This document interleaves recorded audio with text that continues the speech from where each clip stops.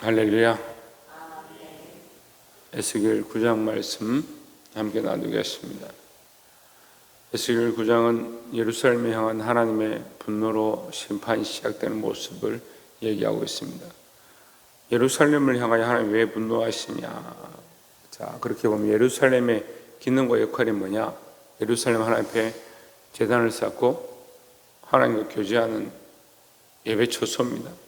그러면 하나님께서 여기를 향하여 분노와 심판을 쏟으시는 것은 예루살렘이 그 기능을 하지 못한다, 이렇게 볼 수가 있습니다. 오늘날 교회를 향하는 것이죠. 교회가 교회 기능을 못하면 결국 하나님 앞에 심판을 받게 되어 있습니다. 여러분 깨어서 교회가 교회 역할을 감당하도록 노력하시길 바랍니다.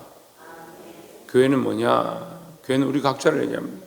우리 각자가 하나님 말씀 앞에 하나님 앞에 똑바로 서서 기도하는 자 역할을 감당하고 예배자의 역할을 감당해야 된다라는 거죠. 9장 1절에 또 그가 큰 소리로 내게 외쳐 이르시되 이 성읍을 관할하는 자들이 각기 죽이는 무기를 손에 들고 나오게 하라 하시더라 했습니다. 이 성읍을 관할하는 자들이, 이 성읍, 이 예루살렘을 관할하는 자들이다.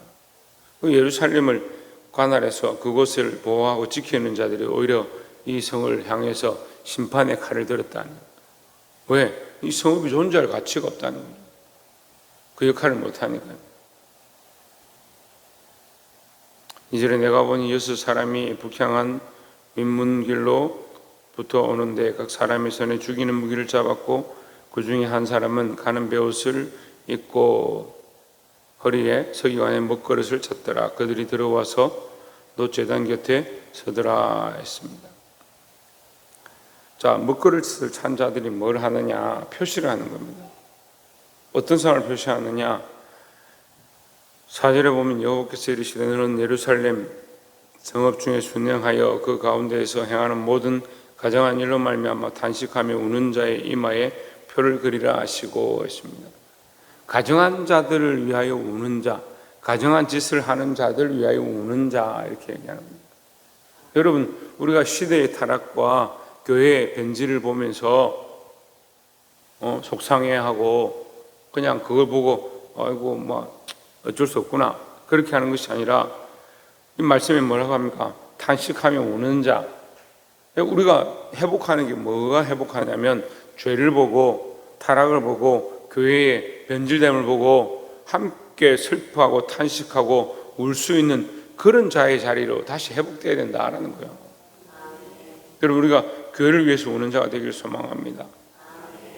이 시대를 위해서 우는 자들이 되고 변질되어가는 이 상황들을 보면서 슬퍼하는 자들이 되어야 한다라는 겁니다.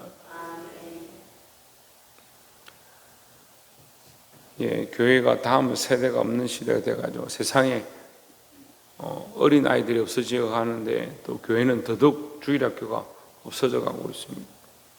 울산이 더 심각한 것 같아요. 수천 명씩 모이는 교회인데도 주일학교가 겨우 20명, 청년들이 14명 이렇게밖에 안 되는 그런 안타까운 상황 가운데 있습니다. 그럼 여러분 그 아이들이 그대로 자라면 어떻게 되겠어요? 10년만 지나보세요. 그 청년들이 장년들이 될 건데 장년들이 없는 거예요. 다 노년들밖에 없고. 근데 그것을 위해서 안타까워하고 슬퍼하는 사람들이 없어요. 왜냐하면 장년들은 지금 괜찮거든요. 교회를 위해서 탄식하고 가정을 위해서 탄식하고 다음 세대를 위해서 우는 자들이 일어나야 된다는 거예요. 어제도 우리가 말씀 나눌 때 자녀를 위해서 울어야 된다고 말씀했습니다. 하나님께서 그 얘기를 하고 있는 거예요. 지금 이마에 인을 받고 슬피 우는 자의 이마에 인을 찍어라, 먹물을 찍으라는 거예요. 이게 계시록 말씀과 연결되죠. 이마에 인을 받는다. 어떤 사람이 인을 받느냐? 교회를 위해서 우는 자, 가정한 일을 하는 자들 위해 탄식하는 자 했습니다. 우리는 보면 잘하는 사람, 열심히 하는 사람, 그 사람들 위해서 축복하고 기도할 수 있죠. 그런 일들을 잘하죠. 참 말을 잘 듣고 교회에서 충성하고 열심히 하고 복받을 사람들을 위해서 하나님 복 주십시오, 저 사람 잘 되게 해주십시오, 그런 기도는 잘해요. 근데 우리는 더 뭘 잘해야 되냐? 교회 안에서 문제를 일으키고 세상에서도 범죄를 저지르고 하는 그 사람들 위해 오히려 슬퍼하며 하나님 저 영혼을 불쌍히 해주십시오, 저 영혼이 돌아오게 해주십시오, 그런 마음으로 기도해야 된다라는 거예요. 여러분 기도하는 자들이 되기를 소망합니다. 7절에 그가 또 그들에게 이르시되 너희는 성전을 더럽혀 시체로 모든 뜰에 채우라, 너희는 나가라 하시며 그들이 나가서 성읍 중에서 치더라 했습니다. 저는 7절을 이렇게 읽으면서 어떤 생각이 드냐면 성읍에 시체로 채우라 이렇게 얘기를 하는데, 사실은 시체로 안 채워도 어떻게 돼요? 살았다는 이름이 있지만 다 죽은 거예요. 성읍, 예루살렘 성읍 안에 하나님 앞에 예배하고 하나님과 교제한 자들이 모여야 되는데 결국 그들이 우상을 숭배하고 태양신을 섬기고 단무스를 섬기고 그렇게 하고 있으니까 이미 그들은 살았다고 말하고 있지만 죽은 거예요. 살아있지 않은 자들이 있는 거예요. 그러니까 죽은 거나 그들을 다시 쳐서 시체로 채우는 거나 별반 차이가 없는 거예요. 그러니까 교회가 살아나야 하고 깨어나야 하고 기도해야 된다라는 겁니다.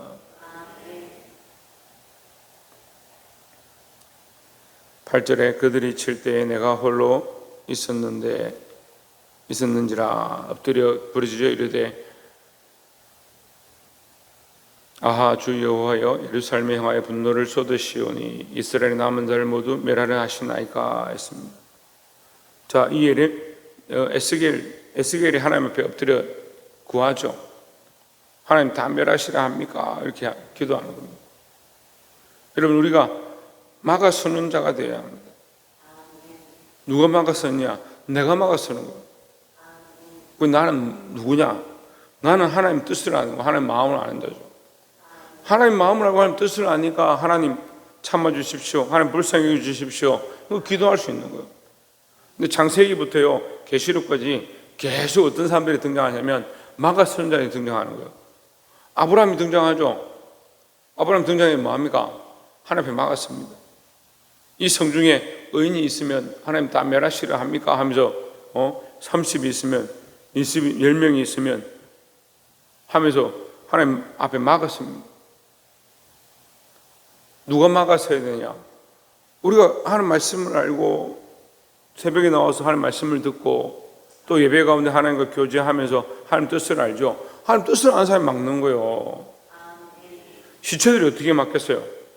성경에 시체가 가득하고 하나님 뜻을 모르고 자기 마음대로 살아가는 사람들이 어떻게 막겠냐? 하나님 뜻을 어떻게 알아서 막아요? 우리가 말씀을 깨달으면 깨달을수록 아버지 뜻을 알면 알수록 하나님 마음을 알면 알수록 막아설 수밖에 없는 거예요. 하나님이 하시는 일이 잘못돼서 막는 게 아니고 아버지의 마음을 아니까 이 영혼들을 불쌍히 여기는 거죠.